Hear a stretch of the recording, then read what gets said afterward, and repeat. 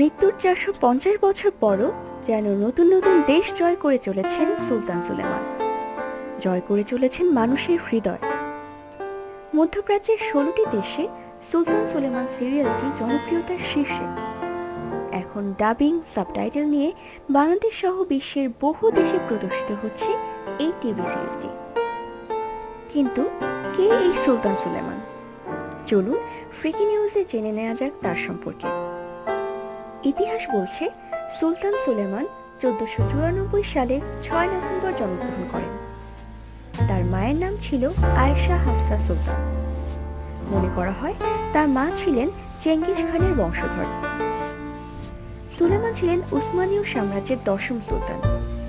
পিতা সুলতান সেলিমের মৃত্যুর পর তিনি ২৬ বছর বয়সে রাজত্বভার গ্রহণ করেন। ৪৬ বছরের শাসনকাল জুড়ে তিনি এক মহান যোদ্ধা এবং শাসক হিসেবে পরিচিতি পান। তবে তার শাসনকার্য নিয়ে বিতর্ক ছিল না বললেও ভুল হবে। পাশ্চাত্যে তার পরিচিতি ছিল সুলেমান দ্য ম্যাগনিফিসেন্ট নামে। সুলতান সুলেমান ছিলেন বীর যোদ্ধা, কবি ও শিল্পী। সুলতান সুলেমান তার প্রিয়তমা দ্বিতীয় স্ত্রী হুররেম সুলতানকে খুবই ভালোবাসতেন। ইতিহাস অনুযায়ী ১৫৬৬ সালে ১,০০,০০০ সৈন্য নিয়ে হাঙ্গেরির জিগেতভার দুর্গ অবরোধ করেন বৃদ্ধ সুলতান সুলেমান। কিন্তু দুর্গ পতনের আগের রাতেই তার মৃত্যু হয়।